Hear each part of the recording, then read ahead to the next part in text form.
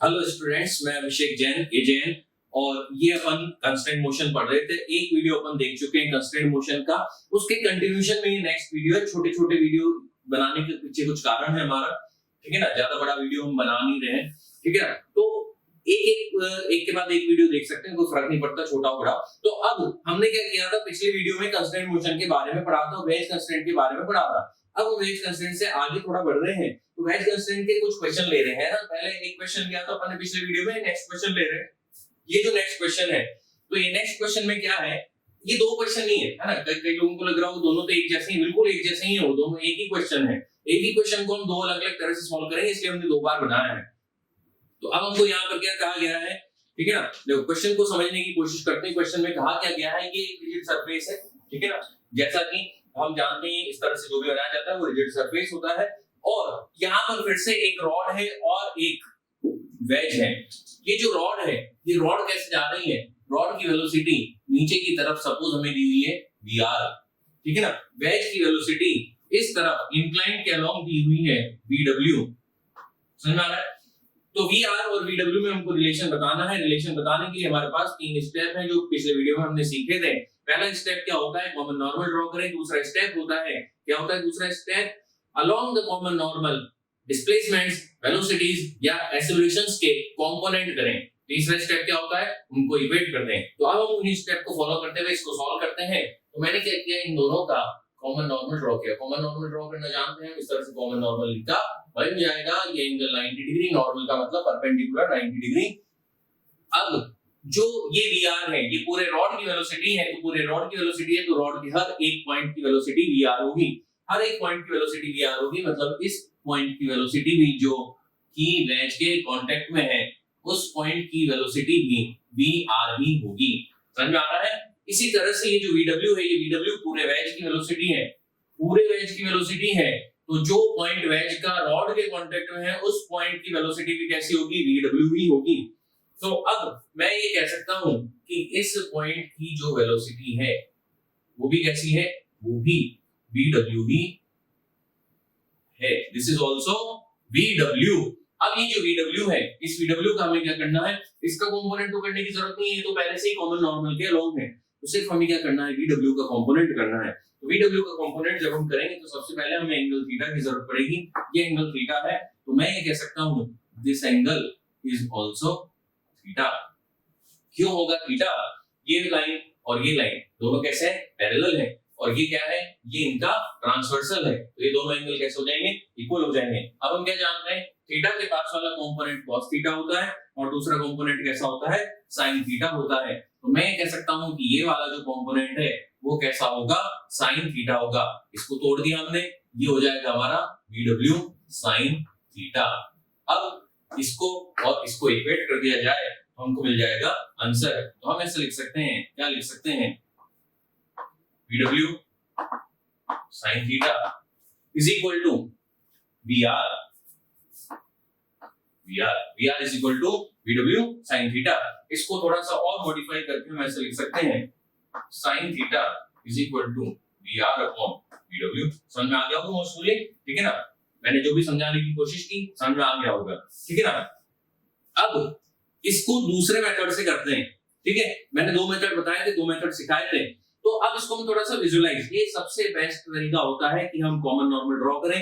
मैं बार-बार स्टेप इसलिए दोहरा रहा हूं जिससे मैं अच्छी तरह से याद हो जाए, नींद में भी कोई उठा के पूछे तो हमें याद निकले। पहला स्टेप क्या होता है, कॉमन नॉर्मल ड्रॉ करो। दूसरा स्टेप होता है कॉमन नॉर्मल के अलोंग कंपोनेंट करो। तीसरा स्टेप होता है उन दोनों को इक्वेट कर दो। वही हमने किया, बड़ा आसानी से हमारा आंसर आ गया। ये क्वेश्चन हमसे हो गया, मतलब हम बहुत अच्छे से कंस्ट्रेंट मोशन सीख गए हैं। कौन सा कंस्ट्रेंट मोशन सीख गए, वेज कंस्ट्रेंट, अभी शुरू ही हुआ है जस्ट, ठीक है ना। अब इस जगह पर हमने इसको दोबारा बनाया हुआ है। मैं यहाँ पर थोड़ा सा इसको डिस्प्लेस करके विजुअलाइज करा रहा हूँ कि वो क्या रहा है। तो ये जो सिचुएशन है, ये इनिशियल सिचुएशन है। अब इनिशियल से थोड़ा आगे बढ़े, वेज थोड़ा शिफ्ट हुआ, वेज थोड़ा शिफ्ट हुआ और कहां पहुंच गया, यहां पहुंच गया,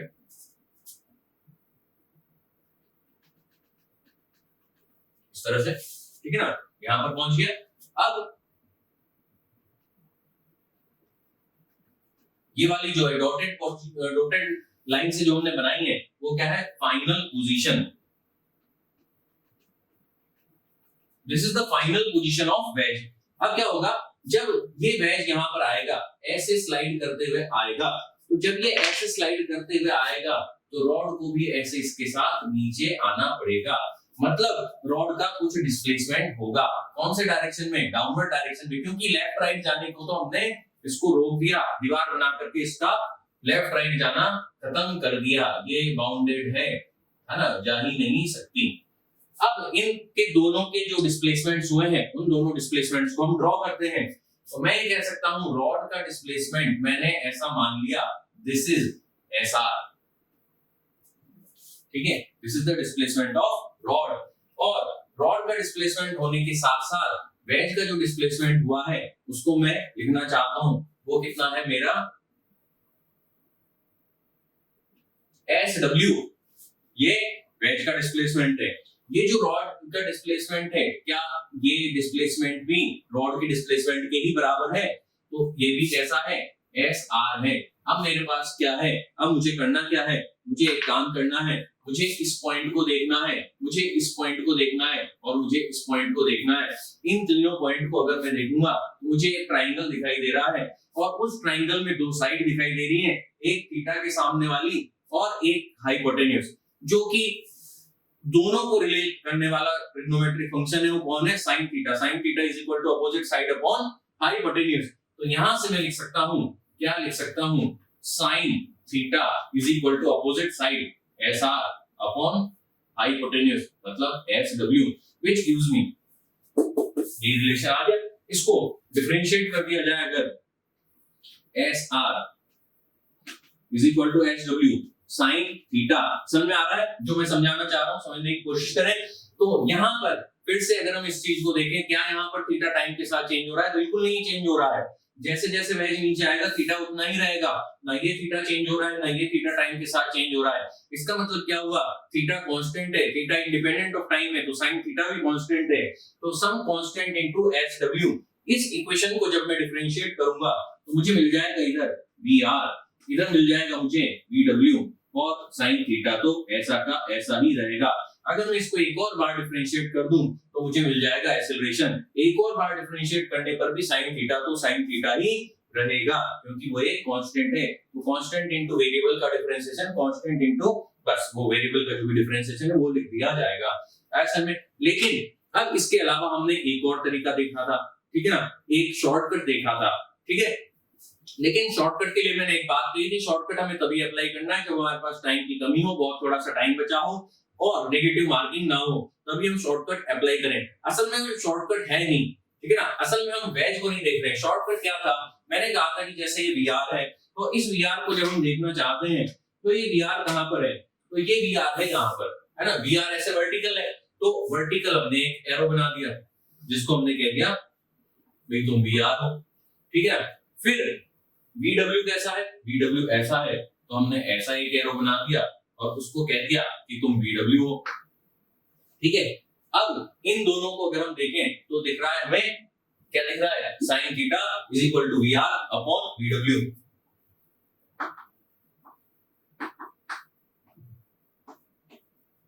ये दिख रहा है, sine theta is equal to VR upon VW, ठीक है ना। असल में देखा जाए तो ये जो हमने अप्लाई किया ना, ये कोई शॉर्टकट नहीं है, ये एक मेथड है, ठीक है ना। इसमें हमने कोई फिजिक्स का या मैथ्स का कॉन्सेप्ट वायलेट नहीं किया है।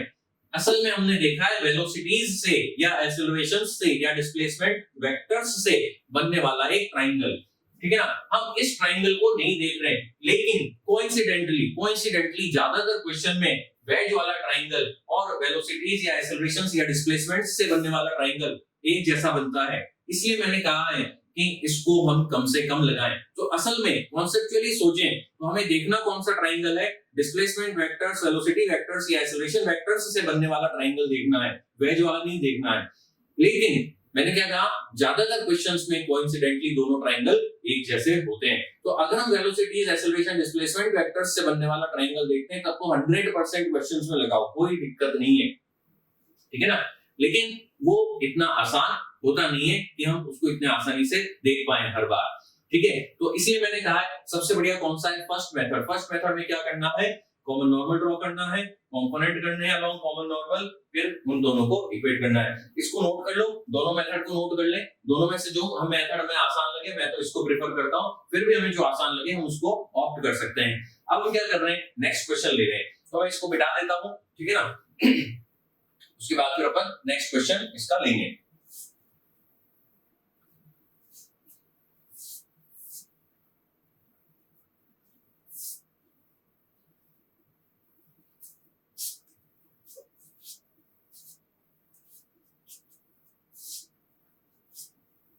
एक काम हमें जरूर करना है कि जो भी क्वेश्चन हम करते हैं, ठीक है ना, मैं बार बार कहता हूँ स्टूडेंट से कि जो भी क्वेश्चन टीचर कराते हैं, ठीक है ना, कोई भी क्वेश्चन टीचर ने कुछ भी पढ़ाया तो उसके लिए उसके बाद ये बहुत बहुत जरूरी है कि हम उसको एक बार खुद से सॉल्व करें, ठीक है ना। टीचर कभी कुछ क्वेश्चन सॉल्व करते हैं या कुछ सिखाते हैं तो उससे हमें लगता है कि भाई उनको आता है ना। अभी ये क्वेश्चन का सॉल्यूशन क्वेश्चन देखा तो उससे हमें क्या लगा कि सर को सॉल्व करना आता है, लेकिन हम कब सीखेंगे, हमें कब कॉन्फिडेंस आएगा, जब हम उसको खुद एक बार सॉल्व करेंगे तो फिर हमें पूरी तरह से कॉन्फिडेंस आ जाएगा कि अब हम भी कर सकते हैं, ठीक है। चलो अब मैं क्वेश्चन को ड्रॉ करता हूं, नेक्स्ट क्वेश्चन लेता हूं, ठीक है। नेक्स्ट क्वेश्चन भी ऑब्वियस सी बात है कि वेज कंस्ट्रेंट पढ़ रहे हैं, वेज कंस्ट्रेंट का ही है, ठीक है ना। अब यहां पर थोड़ा सा हमें इसको ड्रॉ करना है और इसको हम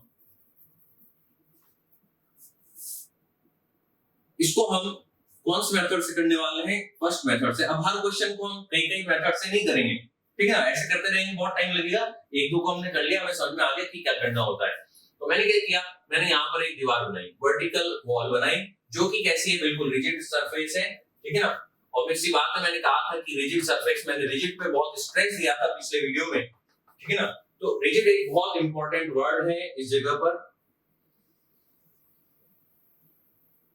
इस तरह से दोनों रिजिड सरफेस है और दोनों रिजिड सरफेस के बीच में जो एंगल है वो कैसा है, वो 90 डिग्री है, समझ में आ रहा है। अब इसके बाद हमने क्या किया, हमने एक वेज बनाया, उस वेज को मैंने रख दिया कुछ इस तरह,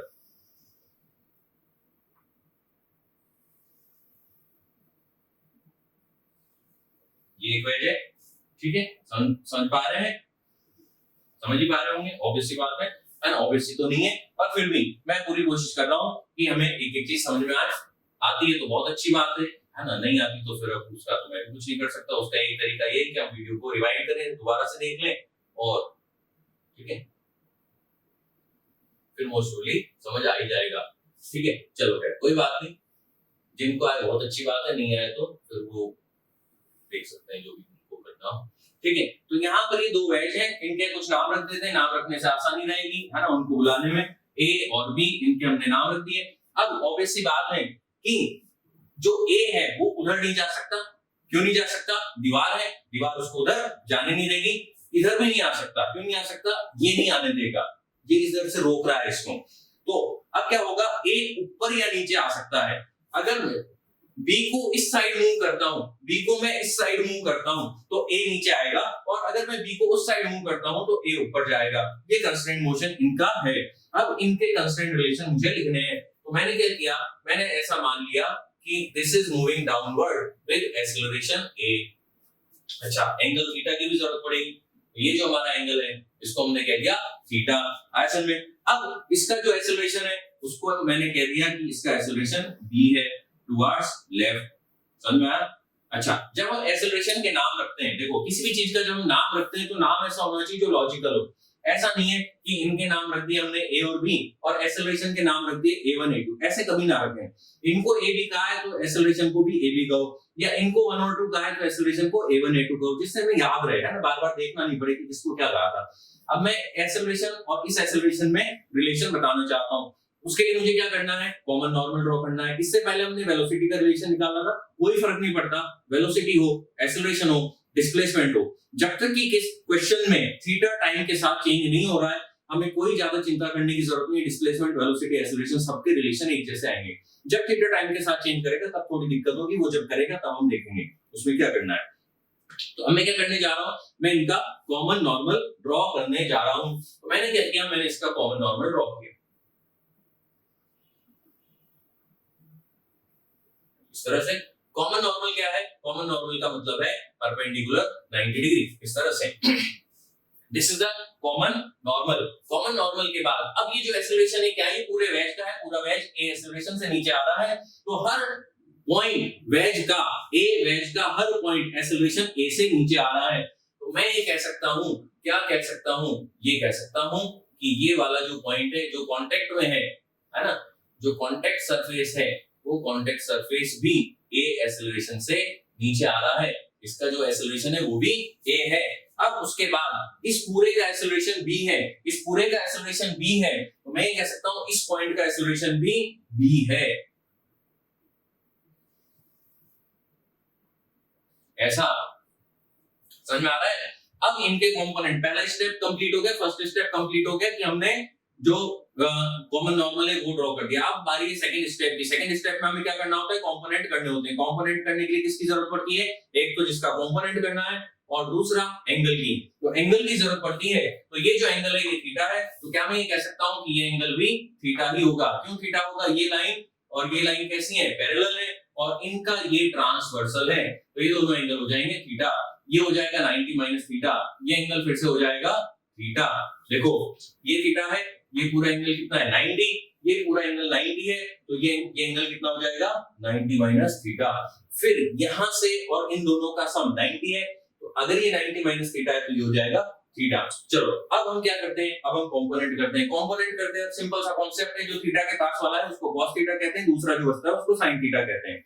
वैसे खैर जब हम कंपोनेंट पढ़ते हैं वेक्टर्स में तो वहां पर इसको डिटेल में समझाया जाता है कि भाई ये sin थीटा क्यों है, ये cos थीटा क्यों है, ट्रिग्नोमेट्रिक रेशियो से उनको लाया जाता है। लेकिन बाद में उसको याद रखने के लिए सिंपल सा तरीका है, थीटा के पास वाला cos थीटा, दूसरा sin थीटा। तो थीटा ये वेक्टर इधर थीटा बना रहा है, तो इसका ये वाला कंपोनेंट हो जाएगा हमारा cos थीटा, ठीक है ना। क्या कहेंगे इसको, b cos theta, this is b cos theta. फिर ये जो a वेक्टर है, अब ये a वेक्टर का इधर अगर कंपोनेंट लेना होता तो cos थीटा आता, लेकिन हमें कंपोनेंट लेना है इधर, तो ये वाला जो कंपोनेंट है ये हमारा कैसा आएगा, ये आ जाएगा हमारा a sin थीटा। अब मुझे क्या करना है, कुछ नहीं करना, दोनों को इक्वेट करना है, तो दोनों को इक्वेट कर देता हूं मैं। दोनों को इक्वेट जब मैं करूंगा तो this is a cos theta is equal to a sin theta. है ना, ऐसी सिली मिस्टेक हो जाती है कई बार, ध्यान रखना चाहिए, बहुत कॉन्शियस रहना चाहिए। मुझसे भी कभी गलती हो जाए तो उसको भी ध्यान रखें, है ना। वैसे मैं कोशिश करता हूं कि गलती ना हो, मैं एक बार वीडियो बनाने के बाद उसको चेक भी कर लेता हूं, पर फिर भी कई बार बाय चांस गलती हो जाती है तो उसका हमें ध्यान रखना है, ठीक है ना, कि हमसे गलती ना हो, कॉन्शियस रहें, एक बार रीचेक भी कर ले उसको। अब ये a sin थीटा हो गया, किसके बराबर होगा, b cos थीटा के बराबर होगा, तो a sin theta is equal to b cos theta. This is the relation. कितना सिंपल से क्वेश्चन होते हैं, समझाने में मुझे टाइम लगा है, लेकिन जब हमें सॉल्व करना होगा बस सिंपल सा काम करना है, मुश्किल से 1 मिनट से भी कम में हम इसको सॉल्व कर सकते हैं एग्जाम में, ठीक है ना। अच्छा, लेकिन अब थोड़ी सी दिक्कत हो जाती है ऑनलाइन एग्जाम में। क्या दिक्कत हो जाती है, पहले जब मैंने एग्जाम दिया था उस वक्त होता था ऑफलाइन एग्जाम, सारे एग्जाम ऑफलाइन होते थे। तो ऑफलाइन होते थे तो क्या होता था, ऑफलाइन एग्जाम में जो पेपर आता है वो कैसा आता है, हार्ड कॉपी में आता है, तो उसी डायग्राम में हम सॉल्व कर देते हैं कई सारे क्वेश्चन। लेकिन अब समस्या हमारे सामने ये है कि हमारा जो क्वेश्चन है वो स्क्रीन पे आता है, और स्क्रीन पे आता है तो हमें पहले ड्रॉ करना पड़ेगा, तब हम स्क्रीन पे तो हम कंपोनेंट कर नहीं पाएंगे, या फिर दिमाग में इमेजिन करें। तो दिमाग में इमेजिन करना है तो प्रैक्टिस बहुत ज्यादा हमें करनी पड़ेगी। अब हमें सोचना है कि हम अभी टाइम बचाना चाहते हैं या एग्जाम में बचाना चाहते हैं, जैसी भी हमारी इच्छा हो वैसा हम कर सकते हैं। तो ये क्वेश्चन हमारा सॉल्व हो गया। एक और एक क्वेश्चन हम लेते हैं, नेक्स्ट क्वेश्चन, ठीक है। तो जो नेक्स्ट क्वेश्चन मैं ले रहा हूं वो भी वेज कंस्ट्रेंट का, ऑब्वियस सी बात है, ठीक है। तो अब यहां पर इसको नोट कर लो जब तक मैं दूसरा क्वेश्चन ड्रॉ कर रहा हूं, ठीक है ना। तो नेक्स्ट क्वेश्चन में ले रहा हूं, नेक्स्ट क्वेश्चन वेज कंस्ट्रेंट का, बहुत इंटरेस्टिंग क्वेश्चन है। जिसने नेक्स्ट क्वेश्चन कर लिया है ना, खुद से कर लिया तो बहुत ही गजब की बात है, खुद से नहीं भी किया, मैंने समझा दिया, उसके बाद उसे समझ में आ गया अरे ये क्वेश्चन तो बड़ा आसान है, ठीक है ना। समझाने के बाद आसान लगेगा, समझाने के बाद तो पक्का है बहुत आसान लगेगा, लेकिन समझाने से पहले जिसको आसान लग गया है, सिर्फ 3 स्टेप फॉलो करने, 3 स्टेप फॉलो करते हमारा आंसर आ जाएगा। मैं और कुछ नया नहीं करने वाला, ठीक है ना, हर क्वेश्चन में मैं वही कर रहा हूं। तो अब थोड़ा सा हम कर रहे हैं चेंज। क्या कर रहे हैं चेंज, तो हमने फिर से 2 वेज बनाए, ठीक है ना। इसको नोट कर लो जब तक, जिन्हें नोट करना है पॉज करके कर सकते हैं, चाहे जैसे कर सकते हैं। तो ये अब मैं 2 वेज बना रहा हूं, लेकिन दोनों अभी थोड़े अलग अलग तरह के बना रहा हूं, ठीक है ना। और ना हम उनको हॉरिजॉन्टल चला रहे हैं ना वर्टिकल चला रहे हैं, उससे थोड़ा अलग तरह से चला रहे हैं। तो ये है मेरा एक वेज। ये जो लाइन मैंने बनाई है, ये लाइन कैसी है, वर्टिकल है और ये एंगल 90 डिग्री है। उससे कोई फर्क नहीं पड़ रहा है ये एंगल 90 डिग्री है कि नहीं, ये लाइन वर्टिकल है, दिस इज वर्टिकल। वर्टिकल का मतलब क्या होता है, वर्टिकल में बड़ा कंफ्यूजन होता है कई लोगों को, कई स्टूडेंट्स को, तो वर्टिकल में समझा देता हूं। वर्टिकल का मतलब क्या होता है, वर्टिकल और हॉरिजॉन्टल हमेशा हमेशा ग्रेविटी से डिसाइड होते हैं। जब ग्रेविटी होगी तभी हम वर्टिकल हॉरिजॉन्टल डिफाइन कर सकते हैं। वर्टिकल का मतलब है एक धागे से पत्थर बांधो और वो धागा अब जैसा रहेगा, ठीक है ना, ये पॉइंट हमारा स्टेशनरी है, पत्थर भी स्टेशनरी है। जब वो इक्विलिब्रियम में जिस ओरिएंटेशन में धागा रहेगा उसको कहते हैं वर्टिकल। एक वेसल में पानी भर दो, वेसल का पानी का जो सरफेस है जब वो स्टेबलाइज हो जाएगा तो वो जो पानी का सरफेस होगा वो होगा हमारा हॉरिजॉन्टल। आज हमने ये दोनों चीजें डिसाइड होती हैं ग्रेविटी से। तो ये जो सरफेस है ये हमारा कैसा है, वर्टिकल है। अब हम क्या कह रहे हैं, हमने और एक वेज बनाया है ना, हमें चैन नहीं मिला, क्वेश्चन बनाने वालों को चैन नहीं पड़ा, उन्होंने क्या किया, उन्होंने एक और वेज यहाँ पर बना दिया। उन्होंने कहा हम तो ऐसे मानेंगे नहीं, ठीक है ना, कोई बात नहीं, जो मर्जी कर लो, बेसिक कॉन्सेप्ट हमें पता है, ठीक है ना। ये दो वेज बनाए, दोनों का कॉन्टेक्ट सरफेस हमें दिख गया। अब हम यहाँ पर कह रहे हैं इनके लिए सपोर्ट भी तो चाहिए ना, ये नहीं तो कैसे चलेंगे, ठीक है ना, नीचे गिर जाएंगे। तो नीचे ना गिरे उसके लिए हमने क्या किया, है ना, अचानक से नीचे ना गिरे उसके लिए मैंने काम किया कि यहाँ पर ऐसे सरफेस ड्रॉ कर दिया। कैसा सरफेस ड्रॉ करूंगा, रिजिड सरफेस ड्रॉ करूंगा, इस तरह से रिजिड सर, ये ऐसे रिजिड सरफेस हो गया, ठीक है। अब इसी तरह से इधर भी एक रिजिड सरफेस में ड्रॉ करने वाला हूं, तो इधर भी हमने एक रिजिड सरफेस ड्रॉ कर दिया, ठीक है। डायग्राम बनाने से कभी कतराना नहीं है फिजिक्स में, जो डायग्राम बनाने से कतराएगा, देखो इंजीनियरिंग छोड़ दो, अगर ड्राइंग से हमें डर लगता है ना, अगर हम ड्राइंग नहीं करना चाहते तो इंजीनियरिंग छोड़ दें, है ना, इंजीनियरिंग की पढ़ाई, फिजिक्स की पढ़ाई छोड़ दें। अल्फा और बीटा के दो एंगल हमें दिए हुए हैं, इन दो एंगल के साथ साथ हमें एक और चीज दी हुई है, वो क्या है, हमें इसका एक्सेलरेशन दिया हुआ है। एक्सेलरेशन मान लो, वेलोसिटी, जो भी कुछ, कोई फर्क नहीं पड़ता उससे, जब तक एंगल टाइम के साथ चेंज नहीं हो रहा कोई फर्क नहीं पड़ता। इसका एक्सेलरेशन a डाउनवर्ड है, डाउन द इंक्लाइन है, और इसका जो एक्सेलरेशन है वो b अप द इंक्लाइन है। अब हमें बताना है, ठीक है ना, अभी तक तो मैंने क्वेश्चन ही समझाया है, अब उसको सॉल्व करेंगे। सॉल्व करने में तो हमें, अगर हमें समझ में आ जाए ना, 3 स्टेप हमें अच्छे से याद हो जाए, उनको अप्लाई कैसे करना है समझ में आ जाए, एक लाइन में हम सॉल्व कर सकते हैं। एक लाइन बनानी है हमको, कॉमन नॉर्मल। तो अब हमें ए बी अल्फा बीटा में रिलेशन बताना है।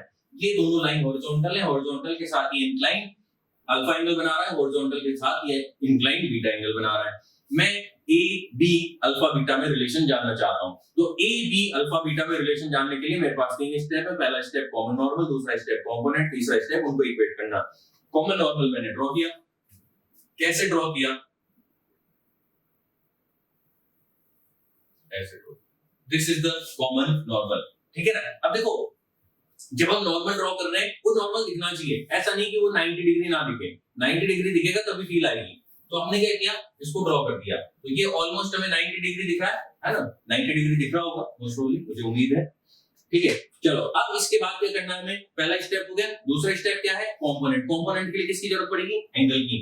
क्या मैंने ये कहा था कि सरफेस हॉरिजॉन्टल है, बिल्कुल कहा था। क्या मैंने ये कहा था कि ये वर्टिकल है, तो वर्टिकल के परपेंडिकुलर कौन हो जाएगा, हॉरिजॉन्टल। तो ये भी हॉरिजॉन्टल है, ये भी हॉरिजॉन्टल है, दोनों कैसे हैं, दोनों पैरेलल हैं। और ये जो लाइन है ये कैसी है, इनकी ट्रांसवर्सल है। तो अगर ये ट्रांसवर्सल है तो क्या मैं ये कह सकता हूं कि ये एंगल और ये एंगल इक्वल होगा, तो मैं ये कह सकता हूं कि ये एंगल अल्फा होगा। सेम लॉजिक से मैं ये कह सकता हूं ये एंगल जो है वो बीटा होगा। दोनों एंगल मिल गए, दोनों वेक्टर मिल गए, मुझे क्या करना है, अलोंग कॉमन नॉर्मल कंपोनेंट करना है। इसका मैंने कंपोनेंट किया। थीटा के पास वाला क्या होता है, cos थीटा, तो अल्फा के पास वाला क्या होगा, cos अल्फा। तो this vector is a cos alpha. एक और बहुत इंपॉर्टेंट बात मैं कहना चाहता हूं, अगर किसी ने नोटिस किया हो ध्यान से, कोई कंसंट्रेट होकर के पढ़ रहा हो, बिना इधर उधर दिमाग लगाए, बिना हंसी मजाक में, ठीक है, तो मैंने एक बहुत बड़ा काम किया है, बहुत बड़ा काम किया है। मैंने एक्सेलरेशन वेक्टर को और वेलोसिटी वेक्टर को अलग अलग तरह से बनाया है। मैंने जब वेलोसिटी वेक्टर्स ड्रॉ किए थे तो मैंने वेलोसिटी वेक्टर्स ऐसे ड्रॉ किए थे, और मैंने जब एक्सेलरेशन वेक्टर ड्रॉ किया है तो एक्सेलरेशन वेक्टर को मैंने ऐसे ड्रॉ किया है। उसका एक बहुत बड़ा कारण है, आगे चलकर हम इस तरह के जो क्वेश्चन है इस चैप्टर में हम दो तरह के वेक्टर्स की बात जनरली करेंगे, फोर्स वेक्टर की और एक्सेलरेशन वेक्टर की। अगर हम जब भी एक से ज्यादा वेक्टर क्वांटिटी की बात करें, उनको ड्रॉ करें, अलग अलग तरह के एरो से ड्रॉ करेंगे, तो हमें यूनिट नहीं लिखनी पड़ेगी, बिना यूनिट लिखे हमें पता लग जाएगा कौन सा फोर्स वेक्टर है, कौन सा एक्सेलरेशन वेक्टर है, और इक्वेशन लिखते वक्त हमसे गलती होने के चांस बहुत कम हो जाएंगे। अब एक कंपोनेंट आ गया, एक और कंपोनेंट चाहिए और हमारा आंसर तैयार है, ठीक है ना। समझाने में टाइम लगा है, सोल्व करने में टाइम नहीं लगेगा, समझ में आ जाएगा। तो ये b है, b के साथ b का एंगल कितना बन रहा है, बीटा, बीटा के पास वाला कौन हो जाएगा, cos बीटा, तो this is b cos beta. अब मैं क्या करने वाला हूं, मैं इन दोनों को इक्वेट करने वाला हूं, इक्वेट करते ही मेरा आंसर आ जाएगा, this is a cos alpha is equal to b cos beta. जिसको समझ में आ जाएगा तो दिमाग में इमेजिन कर सकता है, दिमाग में इमेजिन करके इसका आंसर बता सकता है। अब यहां पर ये क्वेश्चन लिया हमने, शायद हमने ये दो क्वेश्चन इस वीडियो में लिए हैं। अब इससे आगे के क्वेश्चन में नेक्स्ट वीडियो में लूंगा, इसी क्वेश्चन का एक मॉडिफाइड वर्जन में लूंगा नेक्स्ट वीडियो में, ठीक है ना। इसको नोट कर लो, पॉज करके, जैसे भी करना चाहो नोट कर ले, ठीक है ना, प्रैक्टिस करें, नोट कर लो इसको।